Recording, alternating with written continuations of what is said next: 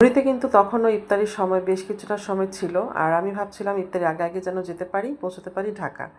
আসসালামু আলাইকুম রহমতুল্লাহ বারাকাতুহু। কেমন আছো সবাই? দেখতে পাচ্ছ ইফতারির সময় হয়ে গেছে আর চলে আসছি আল রাজ্জাক হোটেলে।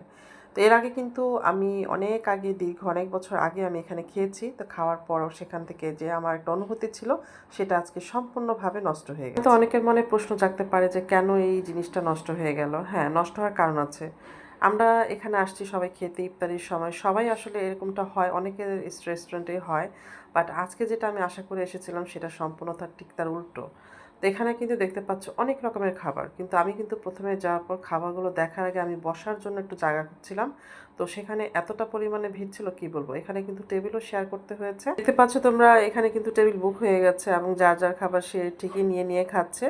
তো আমি আসলে আমরা কিন্তু এদিন শ্রীনগর থেকে আসার পথে আমি আর আমার হাজবেন্ড কিন্তু ইফতারি করতে গিয়েছিলাম। তো যাই হোক, এখানে দেখতে পাচ্ছ আমার হাজবেন্ড কিন্তু নিয়েছে চিকেন, ডিম ছিল সাথে, রুটি নিয়েছে, আর এখানে ছিল আমার জন্য চিকেন, পোলাও ছিল। তো আমি জাস্ট একটু একাল মুখে দিতে যাব, কিন্তু হঠাৎ করে আমি চিকেনটা ধরে দেখেছিলাম যে আসলে চিকেনটা একদমই খাঁচা ছিল, মানে যেটাকে চিকেনের খাঁচাটা বলি আমরা, সেটা ছিল। তা আমি কিন্তু পরক্ষণে খাবারটা খাইনি। আমার কেন যেন হঠাৎ করে খুব রাগ হয়ে যাচ্ছে ইদানিং।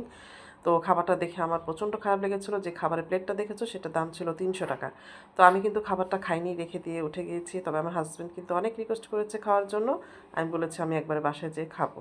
তো আসলে যারা কাস্টমার আছে তাদেরকে এভাবে আসলে ঠকানো উচিত না, কারণ আমার কিন্তু এই রেস্টুরেন্টের উপর বিশেষ একটা খুব ভালো একটা অনুভূতি ছিল, কিন্তু আজকে আমার একদম কি বলবো, মনটাই খারাপ হয়ে গেছে। তো সেখান থেকে বের হয়ে কিন্তু আমি আরেকটা খাবারের দোকানে গেলাম, সেখানেও খাবার ছিল না। তো ব্যাড লাক যাকে বলে, কিছু করার নেই। আসলে রিজিকের মালিক আল্লাহ, আমার যেখানে রিজিক ছিল সেখানে আমি কিন্তু ইফতারিটা বাসায় এসে তারপর আমি খেয়েছি।